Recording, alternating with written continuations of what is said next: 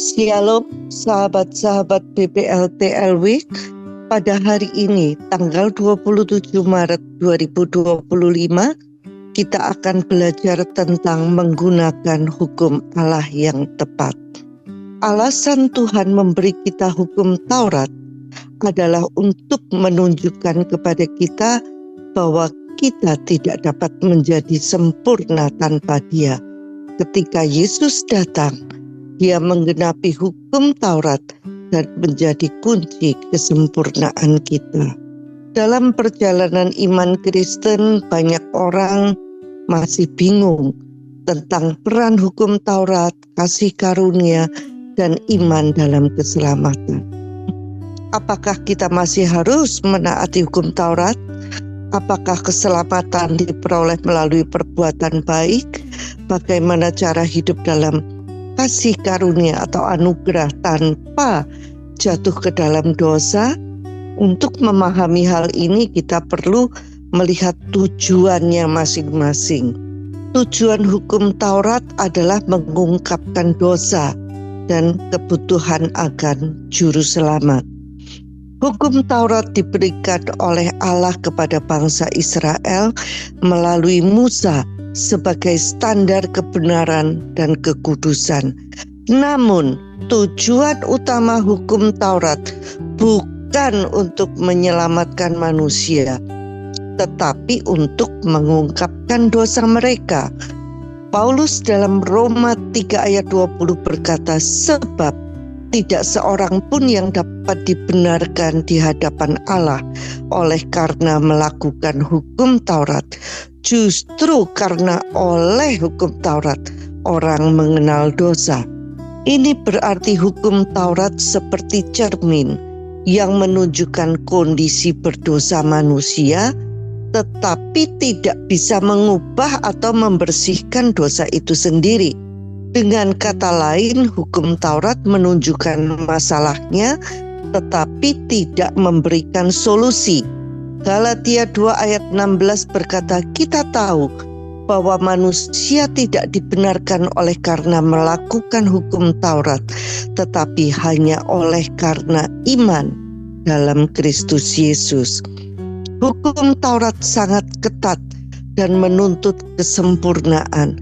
Jika seseorang melanggar satu bagian saja, ia dianggap melanggar seluruh hukum. Yakobus 2 ayat 10 berkata, sebab barang siapa menuruti seluruh hukum itu, tetapi mengabaikan satu bagian saja, ia bersalah terhadap seluruhnya. Dalam Bilangan 15 ayat 32 sampai 36, ketika ada seseorang yang didapati mengumpulkan kayu bakar, kayu api pada hari Sabat, ia harus dilempari batu sampai mati. Karena tidak ada manusia yang bisa menaati hukum secara sempurna, maka hukum Taurat membuktikan bahwa manusia tidak dapat mencapai kebenaran dengan usaha sendiri dan membutuhkan seorang juru selamat. Hati nurani, bukti lain bahwa manusia membutuhkan juru selamat. Selain hukum Taurat, Allah juga memberikan hati nurani kepada manusia sebagai alarm internal yang membuat mereka sadar akan dosa. Ketika seseorang melakukan kesalahan, hati nurani akan menegur dan membuatnya merasa bersalah. Namun, hati nurani tidak memberikan solusi atas dosa. Ia hanya mengungkapkan kesalahan.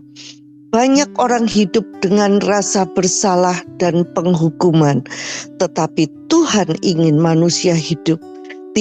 Tuhan tidak ingin manusia hidup dalam ketakutan dan penyesalan terus-menerus. Melalui iman kepada Yesus, seseorang dapat dibebaskan dari rasa bersalah dan memiliki hati nurani yang murni.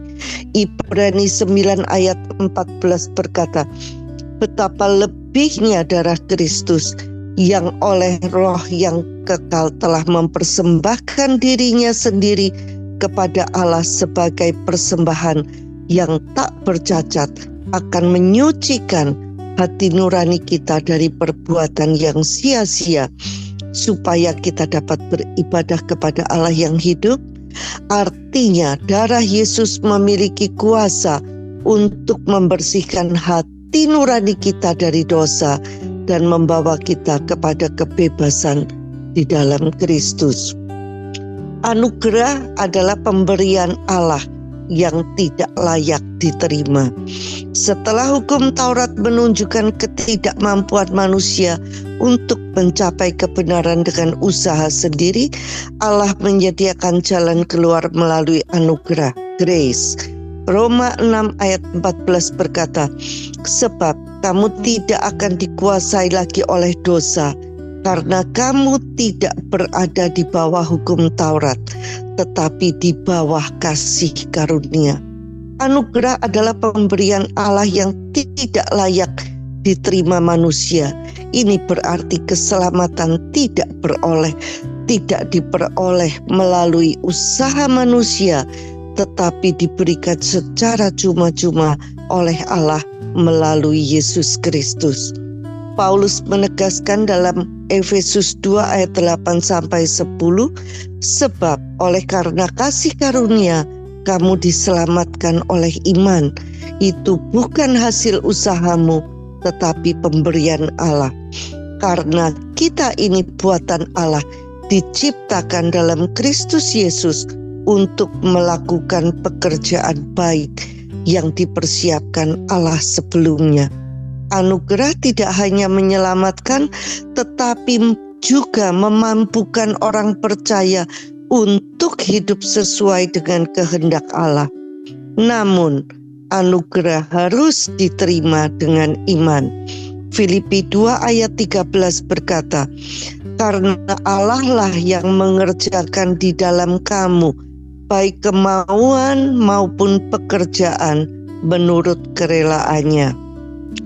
Titus 2 ayat 11-12 berkata, karena kasih karunia Allah yang menyelamatkan semua manusia sudah nyata. Ia mendidik kita supaya kita meninggalkan kefasikan dan keinginan duniawi, dan supaya kita hidup bijaksana, adil, dan beribadah di dalam dunia sekarang ini. Iman, respon manusia terhadap anugerah Allah.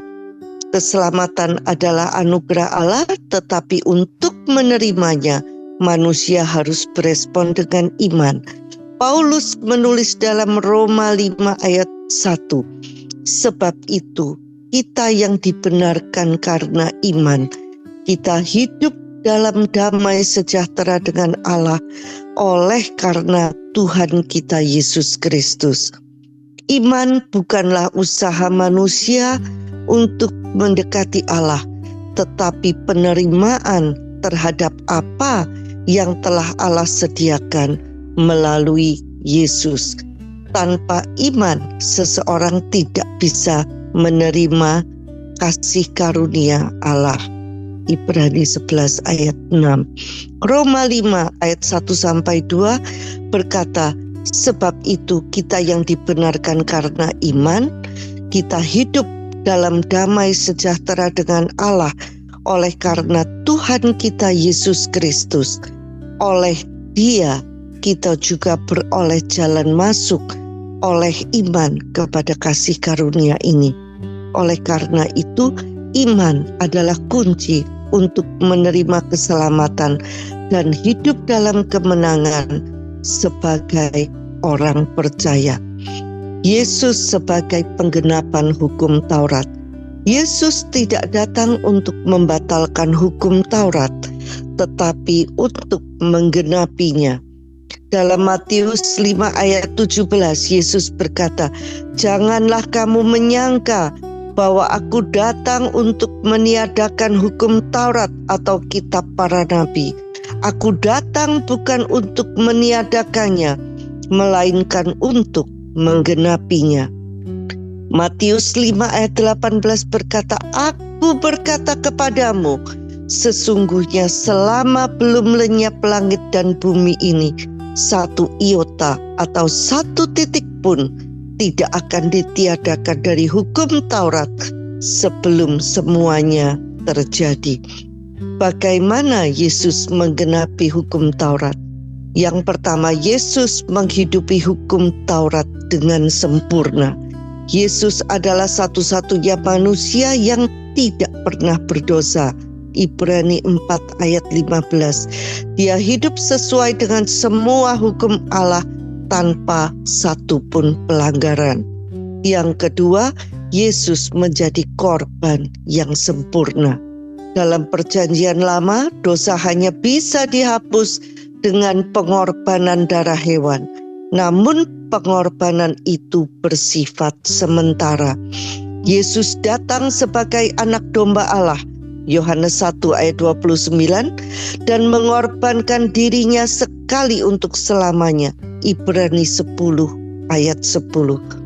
Yang ketiga, Yesus mengakhiri perjanjian lama dan membuka perjanjian baru. Setelah Yesus menggenapi hukum Taurat, perjanjian lama selesai dan perjanjian baru dimulai. Roma 10 ayat 4 berkata, sebab Kristus adalah akhir hukum Taurat, sehingga kebenaran diperoleh setiap orang percaya. Bagaimana orang Kristen perjanjian baru mengaplikasikan kebenaran ini? Karena Yesus telah menggenapi hukum Taurat, orang percaya hidup dalam perjanjian baru tidak lagi hidup di bawah hukum Taurat, tetapi di bawah anugerah. Orang Kristen tidak lagi terikat pada aturan hukum Taurat yang lama.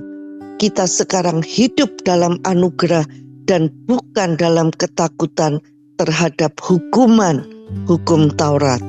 Roma 7 ayat 6 berkata, tetapi sekarang kita telah dibebaskan dari hukum Taurat, sebab kita telah mati bagi dia yang mengurung kita, sehingga kita sekarang melayani dalam keadaan baru menurut roh dan bukan dalam keadaan lama menurut hukum Taurat. Kita tidak lagi bergantung pada perbuatan untuk mendapatkan kebenaran. Kita tidak perlu berusaha memperoleh keselamatan dengan perbuatan baik. Sebaliknya, kita harus menerima keselamatan melalui iman kepada Yesus. Filipi 3 ayat 9 berkata, dan berada di dalam Dia bukan dengan kebenaranku sendiri karena mentaati hukum Taurat, melainkan dengan kebenaran karena iman dalam Kristus, yaitu kebenaran yang Allah anugerahkan berdasarkan iman. Yang ketiga, mengandalkan Roh Kudus untuk hidup dalam kebenaran. Hukum Taurat memberikan aturan, tetapi Roh Kudus memberikan kuasa untuk hidup benar. Galatia 5 ayat 16. Roma 8 ayat 9 berkata, tetapi kamu tidak hidup dalam daging, melainkan dalam roh, jika memang roh Allah diam di dalam kamu. Roma 8 ayat 14 berkata, semua orang yang dipimpin roh Allah adalah anak Allah.